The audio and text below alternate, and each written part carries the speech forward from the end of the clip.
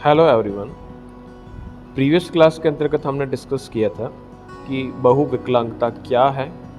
और बहुविकलांगता के साथ ही साथ हमने जो अपना टॉपिक स्टार्ट विशिष्ट बालकों स्पेशल चाइल्ड से किया। स्पेशल चाइल्ड्स कौन कौन से होते हैं उनको हमने डिस्कस किया और उसके पश्चात हमने इन विभिन्न स्पेशल चाइल्ड में से जो मल्टीपल डिसेबिलिटीज़ वाले हैं उन बालकों को इसके अंतर्गत स्टार्ट किया था। अब इनके परिभाषाएं और उनकी विशेषताओं को पढ़ने के बाद हम आज पढ़ने वाले हैं कि किस प्रकार से जांच की जाए कि इस प्रकार के मल्टीपल डिसेबल्ड जो चिल्ड्रंस है उनको हम किस प्रकार से फाइंड करें, क्योंकि जब तक हम फाइंड नहीं कर पाएंगे, हम पहचान नहीं कर पाएंगे, तब तक उनके लिए एक बेहतर व्यवस्था नहीं कर पाएंगे। इसलिए सबसे ज़रूरी है कि हम या फिर तो ऑब्जर्वेशन से या फिर हम इंटरव्यू के बिहाफ पे इन बच्चों की पहचान करें, और पहचान करने के और भी कुछ तरीके हैं उनको हम यहाँ पर डिस्कस करेंगे। चलिए स्टार्ट करते हैं कि बहुविकलांगता के जो बालक हैं जो मल्टीपल डिसेबिलिटीज़ के साथ पाए जाते हैं उन बालकों की पहचान किस प्रकार से की जाती है। कुछ स्क्रीनिंग हमने डिस्कस किया कि स्क्रीनिंग एक ऐसी व्यवस्था है जिसके माध्यम से हम लक्षित समूह, यानी लक्षित समूह का अर्थ ये है कि हम जिस बच्चों या जिस प्रकार के बालकों की पहचान करना चाहते हैं उन बच्चों की पहचान करने में अधिक विस्तृत मूल्यांकन और रिहेबिलिटेशन की आवश्यकता स्थिति की पुष्टि और उपेक्षा करने में मदद करती है। यानी हमें इस प्रकार की स्क्रीनिंग व्यवस्था से ये पता चलता है कि इस प्रकार के जो बालक हैं उनको हम किस प्रकार से उनका पुनर्वास करें, उन्हें सामान्य धारा में जोड़ने का प्रयास करें। तो जांच सूची के आधार पर हम इसका क्लासिफिकेशन करते हैं। तो जांच और पहचान का महत्व क्या है? तो किसी प्रकार के हस्तक्षेप, यानी अगर हम आइडेंटिफिकेशन या फिर हम कह सकते हैं कि उसके अंतर्गत अगर डिस्क्रिमिनेशन करना चाहते हैं तो हमें ज़रूरी है कि सबसे पहले हम उनकी जांच करें। तो जांच करने के लिए कुछ और तरीके, जैसे कि हम मूल्यांकन के माध्यम से, हम अपना डिटेल एवोल्यूशन के माध्यम से उसकी जांच कर सकते हैं, या फिर किसी चिकित्सीय, शैक्षिक, मनोवैज्ञानिक या व्यक्ति के सटीक निदान की ओर अग्रसरित करता है। यानी जो बालक हैं उनको हम किस कैटेगरी के अंतर्गत रखेंगे और उसके लिए बेहतरीन व्यवस्था क्या हो सकती है, ये सब जो है यह हमें मूल्यांकन के आधार पर ही पता चलता है। तो किसी नियोजन के पश्चात पुनर्वास योजना यानी पोस्ट एम्प्लॉयमेंट रिहेबिलिटेशन स्कीम्स जो हैं और उसके बाद मूल्यांकन की परिधि पूरी हो जाती है। तो पहचान की तकनीकें हम डिस्कस करते हैं। पहचान करने के तरीके हम यहाँ पर सबसे पहला जो तरीका है वह ऑब्जर्वेशन है। ऑब्जर्वेशन को हम दो तरीके से करते हैं, एक तो शारीरिक और एक व्यवहारिक। सामान्य तरीके से आप समझिएगा कि शारीरिक जो ऑब्जर्वेशन है उसके माध्यम से हम ये देखते हैं कि उनकी शरीर का किसी प्रकार का कोई अंग भंग है या सही तरीके से कार्य नहीं करा, यानी कुछ डिफेक्ट उनकी फिजिकल ट्रेड्स के अंतर्गत देखने को मिलता है, तो हम कह सकते हैं कि वह जो है स्पेशल चाइल्ड या डिसेबल्ड चाइल्ड्स के अंतर्गत रखा जाता है। व्यवहारिक के अंतर्गत हम ये करते हैं कि जो बच्चा है और जिसका हम ऑब्जर्वेशन कर रहे हैं, अगर वह किसी विशेष परिस्थितियों में अलग प्रकार का व्यवहार करता है, क्लासरूम के बाहर या क्लासरूम के अंदर या परिवार में कहीं पर भी उसका जो व्यवहार है वह एबनॉर्मल है, तो ऐसी स्थिति में हम उसके मेंटल रिटार्डेंट या फिर हम कह सकते हैं कि उसके अंतर्गत किसी प्रकार की उसके अंतर्गत जो है समस्या देखने को मिलती है। तो ऑब्जर्वेशन से हम कह सकते हैं कि उसकी शारीरिक विकृति, उसका चेहरे, उसकी जो संवेदक अंग है, उनके अंतर्गत जो असाधारण लक्षणों को अगर हम देखते हैं तो हम उसे नोट करते हैं। दूसरा जो तरीका है उसके अंतर्गत व्यवहारिक अवलोकन, और व्यवहारिक अवलोकन के अंतर्गत हम क्या करते हैं कि उसके पास जाकर उसे देखते हैं, उसके व्यवहार को नोट करते हैं और उसके आधार पर हम डिसाइड करते हैं कि इसके अंतर्गत मल्टीपल डिसेबिलिटीज़ या एक डिसेबिलिटी या अधिक डिसेबिलिटीज़ पाई जाती है। दूसरा जो तरीका है साक्षात्कार, इंटरव्यू। अब इंटरव्यू के माध्यम से हम क्या कर सकते हैं, तो हम उसका पर्सनल इंटरव्यू करके उसका ऑब्जर्वेशन से रिलेटेड कुछ क्वेश्चंस पूछते हैं और उसके बाद जो सूचनाएं हमें मिलती है उसके माध्यम से हम पता लगाते हैं किस प्रकार का जो व्यक्ति है या इस प्रकार का जो बालक है उसके अंतर्गत किस प्रकार की डिसेबिलिटीज़ पाई जाती हैं। अब पहचान और निरीक्षण किस प्रकार से किया जाता है, तो सूची नेशनल एक्ट 1995 के अंतर्गत हम कह सकते हैं कि एक व्यक्ति में 2 या 2 से अधिक दिव्यांगता हो या फिर PWD एक्ट जो 1995 है ये लगभग 2016 तक लगभग 21 टाइप्स की डिसेबिलिटीज़ इसके अंतर्गत नोटिफाई की जा चुकी हैं। तो ये सब चीज़ें जो हैं वह मल्टीपल डिसेबिलिटीज़ के अंतर्गत शामिल की जाती हैं। तो हम एक परीक्षण सूची के माध्यम से इसकी पहचान करेंगे कि एक व्यक्ति के अंतर्गत जो है एक से अधिक जो दिव्यांगता है अगर पाई जाती है तो वह बहुत दिव्यांगता से ग्रस्त है। अब कोई बच्चा दृष्टिबाधित है यानी उसको दिखाए विजुअल एम्पावरमेंट के साथ है तो परीक्षण सूची के साथ हम पता लगाएंगे कि वह दृष्टिबाधित है या नहीं। दृष्टिबाधित होने के साथ साथ उसमें और कौन कौन सी डिसेबिलिटीज़ पाई जाती हैं तो हम अलग अलग टेस्ट के माध्यम से अलग अलग प्रकार की डिसेबिलिटीज़ को फाइंड करेंगे। अगर एक से अधिक टेस्टों के अंतर्गत जो है उसकी डिसेबिलिटी प्रूव होती है तो हम उसे डिसेबल्ड चाइल्ड के अंतर्गत रखेंगे। तो दिव्यांगता की पहचान के लिए जो परीक्षण सूची है यानी हम जो टेस्ट अप्लाई करेंगे या जो शेड्यूल है उस शेड्यूल अनुसूची के माध्यम से हम मापदंडों की जांच करेंगे। लेकिन इसका अर्थ ये नहीं है कि जितने उस टेस्ट के अंतर्गत उस अनुसूची या शेड्यूल के अंतर्गत जो पॉइंट्स दे रखे हैं वो सारे के सारे जो पॉइंट हैं या सारे के सारे जो स्टैंडर्ड है वे सभी बच्चों के अंतर्गत समान देखने को मिल जाए। फिर इस स्थिति में हम कह सकते हैं कि जो एक्सपर्टीज़ है उसकी सहायता हम लेते हैं। तो इसका उद्देश्य किसी भी दिव्यांगता के निदान की पुष्टि करना नहीं है, केवल और केवल यह प्रारंभिक जांच है और इस प्रारंभिक जांच के माध्यम से हम उसके अंतर्गत मल्टीपल डिसेबिलिटीज़ का पता लगा देते हैं। कैसे लगाए जाते हैं, तो सबसे पहले जो सूची है सूची के अंतर्गत देखिएगा जैसे कि विजुअल एम्पावरमेंट से रिलेटेड कुछ प्रॉब्लम्स हैं कि किसी व्यक्ति को नहीं दिखाना करना सिंपल सा रहता है। तो पहचान के लिए जांच सूची और हाँ या ना यहाँ पर हमें टिक करना होता है। जैसे कि आँख के अंतर्गत पानी आना, आँखों का लाल होना, आँखों में खुजली होना, आँखों का लगातार झपकना, एक या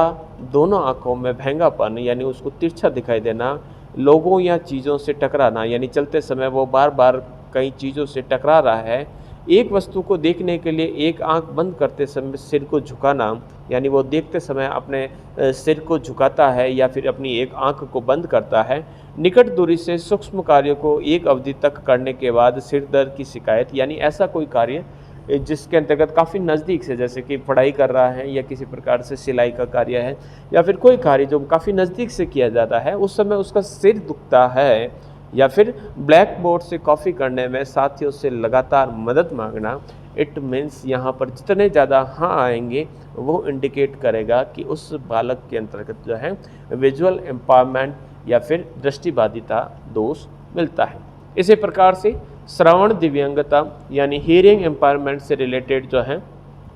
तो जो सबसे पहला जो कार्य है कान का बाहरी भाग की विकृति यानी कान का जो आकार है वो थोड़ा सा अलग, कानों में से कुछ रिसाव यानी कुछ ऐसा पानी बार बार कान से निकल रहा है, लगातार कान के अंतर्गत दर्द की शिकायत है, कान में खुजली होना, सुनने के लिए बात कर रहे व्यक्ति के करीब आना यानी उसे लगता है कि हाँ मुझे सुनाई नहीं दे रहा है, जो इंस्ट्रक्शंस दिए जा रहे हैं उसको वापस दोहराने के लिए वह रिपीटेशन के लिए कह रहा है, श्रुत लेख का अनुकरण करने में असमर्थता, जो बोल कर लिखाया जाता है उसको वो समझ नहीं पा रहा, सुन नहीं पा रहा, बोलने वाले के होठों पर अतिरिक्त ध्यान देना यानी वह सुनने की अपेक्षा जो उसके लिप्स की जो मूवमेंट है उस पर वो ज़्यादा ध्यान दे रहा है, या जो अपने साथ वाले कर्मचारी को अपनी नोटबुक दिखाने को कहता है, इट मीन्स उसके अंतर्गत जो है वह हियरिंग एम्पावरमेंट देखने को मिलता है। इसी प्रकार से लैंग्वेज रिलेटेड जो एम्पावरमेंट है उससे क्या क्या देखा जा सकता है। तो आसानी से पहचाने जाने वाले योग्य बोलचाल संबंधी दोष जैसे होठों के बीच दरार, तालु के अंतर्गत फटन या बोलने में असमर्थता, यानी होठों के बीच अगर दरार है, तालु वाले हिस्से में हमेशा फटन रहती है या बोलने में वो थोड़ा सा असमर्थ रहता है, वाक्यों को बोलते समय या कुछ शब्दों या ध्वनियों को कहने में वह कठिनाइयाँ महसूस करता है या अलग ध्वनियों को कुछ ध्वनियों को वो बीच में छोड़ देता है, रुक रुक कर बोलता है या हकलाते हुए बोलता है, कई बार सुधार के बाद भी उच्चारण उसका गलत रहता है, जब बोलता है तो अस्पष्ट तरीके से हम उसे सही तरीके से समझ नहीं पाते हैं, और इसी प्रकार से वाक शक्ति के अंगों में समन्वय की कमी। वाक शक्ति के अंगों में समन्वय की शक्ति का कमी का अर्थ हुआ कि जो हमारी जीभ है, हमारा दंत है, हमारा ओष्ठ होठ है और कंठ है, इसका जो कॉम्बिनेशन है वह कॉम्बिनेशन सही तरीके से न बैठने के कारण वह हर शब्दों का जो उच्चारण है वो सही तरीके से नहीं कर पाएगा। तो हमें इस तरफ यस या नो भरने होते हैं और इस यस और नो के आधार पर हम डिसाइड करते हैं कि इस प्रकार के व्यक्ति के अंतर्गत, इस बालक के अंतर्गत जो है वह लैंग्वेज रिलेटेड डिसेबिलिटीज़ है या नहीं। फिर है इंटेलेक्चुअल डिसेबिलिटीज़ जो है, बौद्धिक दिव्यांगता कहेंगे, पहले इसे कह सकते हैं, इसी को मानसिक विमंदता के नाम से जाना जाता था। तो यह यानी मस्तिष्क सही तरीके से काम नहीं कर रहा, तो खाना खाने, कपड़े पहनने, नहाने और दैनिक जीवन की अन्य गतिविधियों को करने में वो कठिनाई महसूस करता है, यानी जो सामान्य गतिविधियां हर व्यक्ति को करनी पड़ती है उसमें वो कठिनाई महसूस करती है। उसको इंस्ट्रक्शंस जो दिए जाते हैं उस इंस्ट्रक्शंस को समझने में वह कठिनाई महसूस करता है। आयु के उपयुक्त व्यवहार सीखने में कठिनाई, यानी जो वो जिस उम्र का बच्चा है उसी उम्र के प्रश्नों को हल करने में उसे समस्या है। भावनात्मक अवधारणाओं को समझने में कठिनाई, ये भावनात्मक अवधारणाओं का अर्थ ये हो गया कि हमारे जो इमोशंस है, सुख दुख या फिर दूसरे हर्ष, आवेग, आलस्य, इस प्रकार की जो भावनात्मक अवधारणा है वो समझ नहीं पाता है। अपने साथ के लोगों के साथ सामाजिक बंटने में कठिनाई, उसके साथ आसानी से एडप्शन नहीं कर पाता है। साथियों की तुलना में अपना पाठ या गतिविधि की पुनरावृत्ति की आवश्यकता, यानी दूसरे जो बालक है उसके समान वह सामान्य रूप से अपने आप को आगे नहीं बढ़ा पा रहा है, या उसकी जो आयु उपयुक्त कौशल सीखने के लिए अधिक समय की आवश्यकता रहनी, यानी वह हर चीज़ को सीखने के लिए बहुत अधिक समय लगता है, शैक्षिक रूप से काफ़ी पिछड़ा है, इसका स्कोरिंग, उसके अचीवमेंट जो हैं काफ़ी लेस रहते हैं। और लास्ट जो है भावनात्मक अवधारणाओं की तुलना में ठोस अवधारणाओं को काफ़ी बेहतर समझना, यानी जो चीज़ें सामने हैं, मूर्त चीज़ें हैं, उनको बेहतर तरीके से समझ जाता है, लेकिन जो सामने नहीं है, भावनात्मक जो चीज़ें होती हैं कि इसके बाद इस प्रकार के प्रतिफल होंगे, रिजल्ट होंगे, उस प्रकार की चीज़ों को समझने में कठिनाई महसूस करता है। इट मीन्स वो है वह मानसिक रूप से विमंदित बालक, या फिर कह सकते हैं कि नहीं कहना चाहिए कि, या फिर हम उसको पागल, या फिर हम कह सकते हैं कि बौद्धिक दिव्यांगता, यानी उसके जो मस्तिष्क से संबंधित दोष जो हैं उसके अंतर्गत पाए जाते हैं। नेक्स्ट जो है ऑर्थोपेडिक, यानी किसी प्रकार के हड्डी संबंधी रोग हैं, तो इसके अंतर्गत गर्दन, हाथ, अंगुली, कमर और पैर, ये सब चीज़ें जो हैं ऑब्जर्वेशन के माध्यम से देखी जाती है, यानी इनकी शारीरिक जो है विकृति देखने को मिलती है। बैठने, खड़े होने और चलने में कठिनाई, यानी उसका जो अंगों का विन्यास है खड़े रहते समय या चलते समय जो है वह सही तरीके से नहीं कर पाता है। वस्तुओं को पकड़ने और उठने में काफ़ी कठिनाई महसूस करता है। हमेशा उसके घुटनों के अंतर्गत या जॉइंट्स के अंतर्गत पेन रहता है, दर्द रहता है। लिखने के लिए कलम या पेंसिल पकड़ने में भी कठिनाई होती है। अनैच्छिक मांसपेशी की हरकत, जैसे कि लार टपकना, यानी हम ऐसा कह सकते हैं कि इनके जो कह सकते हैं कि मुंह के अंदर से लार अपने आप निकलती रहती है। अंग का अभाव भी हो सकता है, शरीर में सामान्य सा कंपन या तेज कंपन भी हो सकता है, या फिर बैलेंस बनाए रखने में इस प्रकार से कठिनाइयाँ महसूस करता है। तो ये सब जो दोष या जो सिम्टम्स हैं जिसके माध्यम से हम पता लगा सकते हैं कि ये जो व्यक्ति है वह ऑर्थोपेडिक दोष के साथ देखने को मिलता है। इसी प्रकार से एक और समस्या जो है इस प्रकार से दिव्यांगता के अंतर्गत कह सकते हैं, डिसेबिलिटीज़ के अंतर्गत आती है ऑटिज्म यानी स्वालिज्म यानी स्वालीनता, यानी हम कह सकते हैं कि अपने आप के अंतर्गत खोए रहते हैं। जब आप उस बालक से बात कर रहे हैं और वह आपकी आंखों में नहीं देखता है, इट मीन्स वह स्वालीनता के अंतर्गत खोया हुआ है। इसी प्रकार से अक्सर साधारण आदेशों का पालना करने में असमर्थ, साधारण जो इंस्ट्रक्शंस या उसे आदेश दिए जाते हैं उनको वह फॉलो नहीं कर पाता, अक्सर शब्दों को बार बार दोहराता है, बोलते समय एक ही शब्द को 2 बार रिपीट करता है, भाषा उनकी काफ़ी असामान्य यानी वाक्यों का जो मेल जोल है वह सही तरीके से नहीं बैठ पाता है, बातचीत शुरू करने या करते रहने की सीमित क्षमता, यानी जब बैठा है चुपचाप बैठा रहेगा, वह बातचीत स्टार्ट नहीं कर पाएगा, मौजूद लोगों के बारे में जागरूकता की कमी, यानी आसपास में जितने भी लोग खड़े हैं तो उसे कोई मतलब नहीं, आँखों से संपर्क कमज़ोर होना, वह किसी के सामने कह सकते हैं कि आँख मिलाकर नहीं देख पाता है, विचित्र खेल खेलना जैसे किसी वस्तुओं को बार बार घुमाना,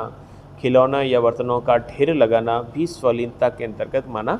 जाता है। ये अपने आप में खोए रहना पसंद करते हैं, आपको यस और नो के अंतर्गत इसकी पुष्टि करनी होगी। एक ही तरह की शारीरिक गतिविधियां करना जैसे कि हाथ को बार बार थपथपाना, होठों को मसलना, झूलना, ये भी स्वालीनता के अंतर्गत देखा जाता है। दिनचर्या के अनुसरण के लिए दृढ़ जिद करना, रोशनी, आवाज़, गंध, स्पर्श, दर्द के प्रति अल्प या अति संवेदनशील होना, यानी तेज़ रोशनी लग रही है या तेज़ गंध आ रही है या फिर कह सकते हैं कि स्पर्श जो है उनके प्रति काफ़ी संवेदनशील रहता है। कभी कभी अनुचित तरीके से हंसने लगते हैं, खिलखिलाने लगते हैं, तो कभी रोने लगते हैं। वस्तुओं से अनुचित लगाव, कई प्रकार की जो वस्तु है जो उसके लिए कुछ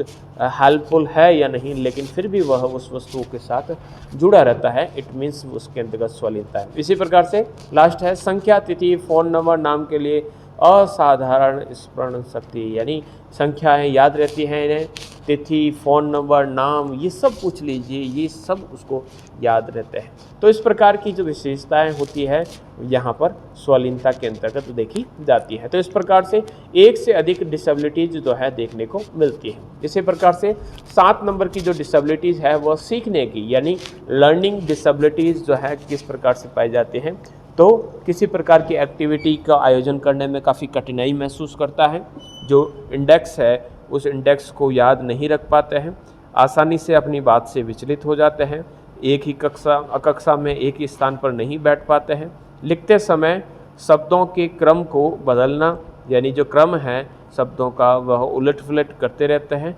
उच्चारण के अनुसार सही वर्णमाला लिखने में कठिनाई, यानी